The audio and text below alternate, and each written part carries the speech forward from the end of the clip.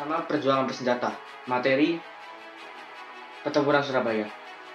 Diawali dengan terbunuhnya Brigjen Malabi pada 30 Oktober 1945, Inggris menyebarkan ultimatum pada 9 November 1945 bahwa semua senjata tentara Indonesia harus diserahkan paling lambat pukul 6 pagi waktu Indonesia Barat 10 November pada tanggal 10 November 1945. Pemimpin Surabaya menolak ultimatum tersebut. Para petinggi militer kemudian mempersiapkan untuk menghadapi gempuran Afnei. Pertempuran dimulai tanggal 10 November 1945. Pertempuran sangat sengit, berlanjut selama 10 hari hingga Inggris menguasai seluruh Surabaya.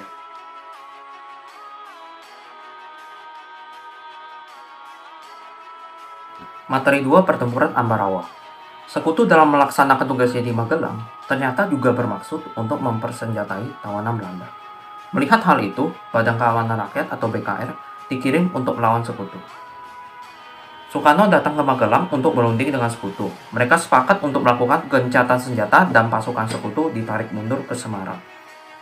Pada 21 November 1945, sekutu malah diam-diam mengumpulkan kekuatan dengan Nica yang ada di Ambarawa. Akhirnya pada 12 Desember 1945, Komandan Sudirman melakukan serangan terhadap sekutu dengan taktik supit urang. Dan pada tanggal 15 Desember, tentara sekutu berhasil dipukul mundur ke Semarang.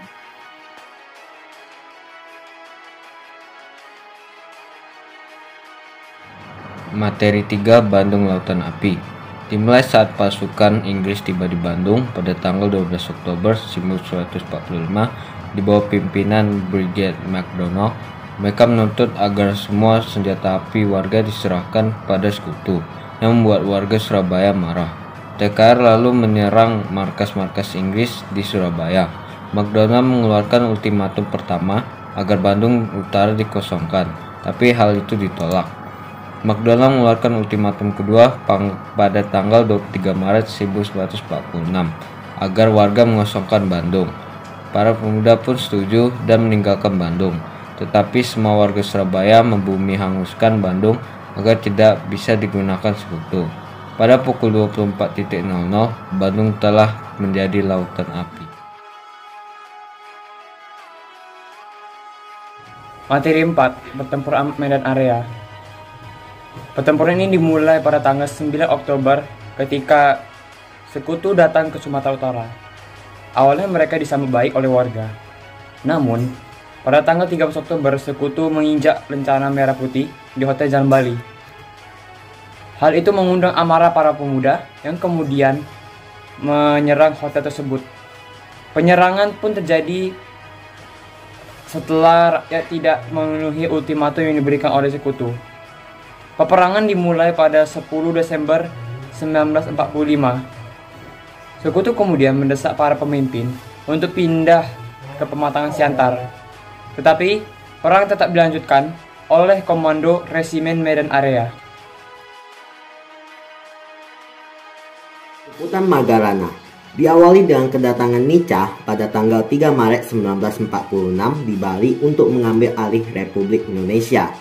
I Gusti Ngurah segera pergi ke Bali untuk mengumpulkan kekuatan di Bali setelah mengetahui pasukannya tercerai-berai. I Gusti lalu melakukan serangan ke Nica. Nica pun marah dan melakukan serangan balasan pada tanggal 20 November 1946. Meski dengan melakukan serangan puputan, pasukannya tetap kalah dan I Gusti terbunuh.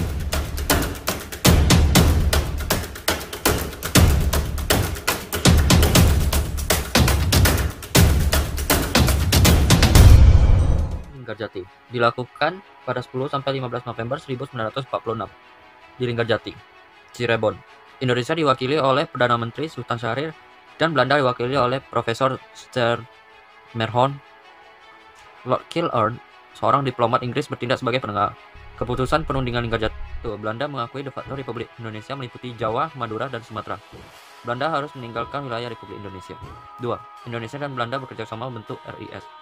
3. RIS dan Belanda akan membentuk Uni Indonesia. Belanda diketuai oleh Ratu Belanda. Hasil perundingan ditandatangani pada tanggal 15 November 1946. 21 Juli 1947, Belanda melanggar hukum, ketentuan, dan melakukan agresi militer. KTN berhasil mempertemukan Indonesia dan Belanda dalam suatu perundingan di dalam kapal USS Renville milik Amerika Serikat pada 17 Januari 1948. Indonesia diwakili Perdana Menteri Amir Syarifuddin dan Belanda diwakili oleh Abdul Qadir Wijoyo Atmojo dan KTN oleh Dr. Frank Graham. Perjanjian Renville ini menghasilkan beberapa poin penting. Yang pertama, wilayah Indonesia diakui berdasarkan garis Van Mook, yaitu Jawa Tengah, Yogyakarta, dan Sumatera. Yang kedua, Belanda tetap berdaulat atas seluruh wilayah Indonesia sampai RIS terbentuk. Yang ketiga, kedudukan RIS dan Belanda sejajar dalam Uni Indonesia Belanda. Yang keempat, pasukan RI yang berada di daerah Kantong harus ditarik ke daerah RI. Hasil dari perjanjian ini merugikan Indonesia karena membuat wilayah Indonesia menjadi sempit dan dikelilingi oleh wilayah yang dikuasai Belanda. Belanda secara sepihak mengakhiri hasil dari perjanjian dan melakukan agresi militer Belanda kedua. Perundingan Romroyen. Melihat agresi militer dilakukan Belanda, PBB mendesak supaya konflik Indonesia-Belanda segera dihentikan dan membebaskan pemimpin Indonesia yang ditahan. Pada 17 April sampai 7 Mei 1945 di Hotel Das Indies Jakarta, UNCI membawa Indonesia dan Belanda dalam perundingan. Indonesia diwakili oleh Muhammad Rom dan Belanda diwakili oleh Herman van Rooyen. Perundingan ini ditandatangani 7 Mei 1949. Inti dari perundingan ini meliputi 1.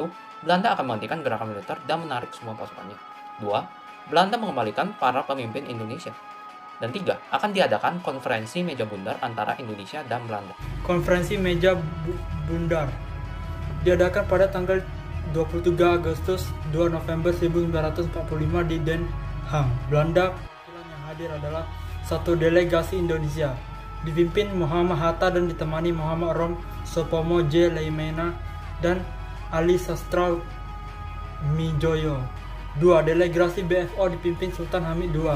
3. Delegasi Belanda dipimpin Van Marseven. 4. Delegasi UNCI diwakili Kritsley. Hasil dari konferensi meja bundar adalah Belanda akan menyerahkan kedaulatan kepada RI pada akhir Desember 1949. Masalah Irian Barat akan diselesaikan setahun setelah pengakuan kedaulatan. 3. Dibentuk Uni Indonesia Belanda. 4. RIS harus menanggung utang Belanda sejak tahun 1942. Bangsa Indonesia dan bangsa Belanda kedua-duanya akan memperoleh bahagianya. Anak cucu kita, angkatan kemudian akan berterima kasih pada kita.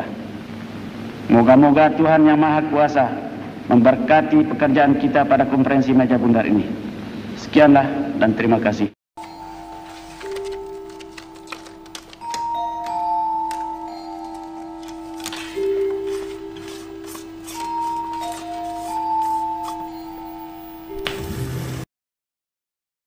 Pun telah mengetahui pemuda Indonesia sedia mati untuk kemerdekaannya.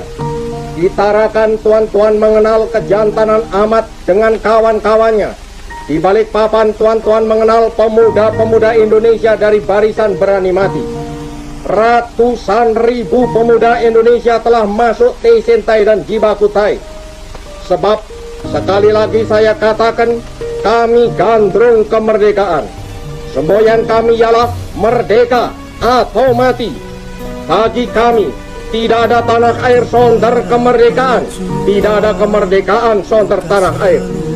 Kalau tuan-tuan menyerang kami dengan pedang dan bom dan bedil dan meriam, maka kami akan melawan mati-matian, berkelahi mati-matian.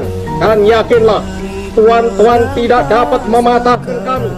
Kami pasti dibantu Tuhan. Kami pasti akan merdeka.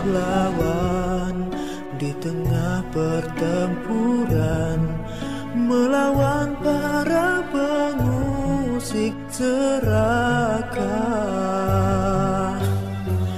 yang haus kekuasaan. Mari rebut lagi, jangan sampai lengah. Negeri kita ada di pundakmu. Doa yang terbaik, semoga selamat. Percayalah Tuhan melindungi. Makasih telah menonton dan sampai jumpa.